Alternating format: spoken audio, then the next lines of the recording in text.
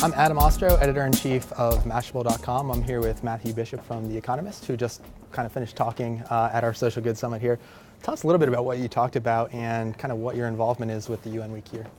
Well, I was talking a lot about how social media, I think, has the potential to solve one of the biggest problems we all face as we're trying to build a better world, which is actually measuring whether we're making a difference or not.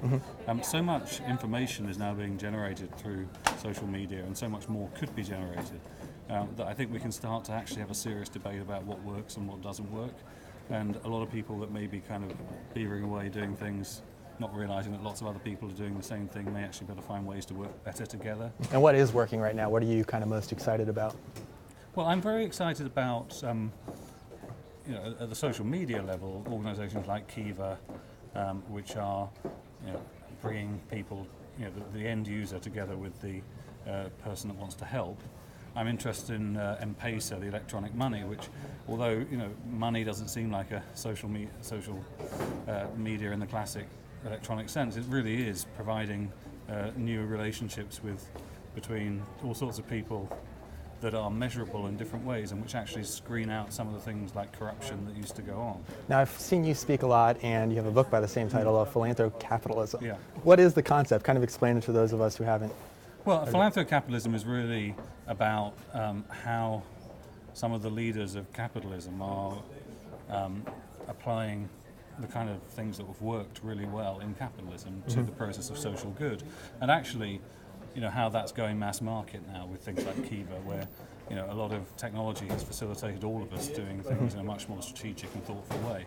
Now, what do you think of the role of big corporations and all that? We have actually PepsiCo is one of the companies. Bonin gave a talk earlier about what they're doing, things like the Pepsi Refresh Project. What do you think the role of business, and especially big business, is in kind of social good? Well, business is always going to be a slightly unsatisfactory force for social good, because there's always going to be an element of tension between the profit motive and the desire to do good.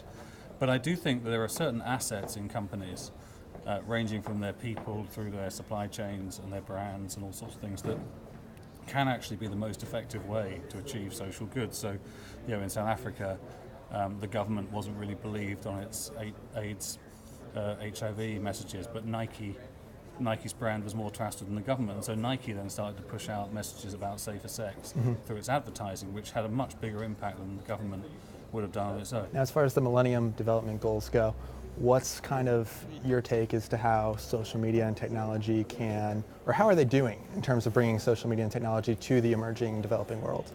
Well, I think at the moment the Millennium Development Goals are still some way from being achieved. Some of them will be, most of them won't be achieved. And I think they are still probably more something that organisations like the UN are approaching in their traditional way of holding high-level summits and boring each other to death, rather than mobilising the energy of the social network and social media in general. So I think there is still a great opportunity to engage the public and to actually, particularly around education and all sorts of the campaigns around maternal health, child mortality and so forth, anti-malaria. Those campaigns, I think, can use social media in a different way and actually achieve some of those goals.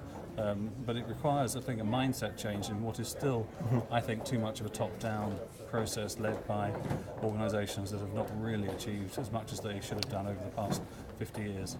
Well, Matthew Bishop, thank you so much for joining us. Thank you. Appreciate it.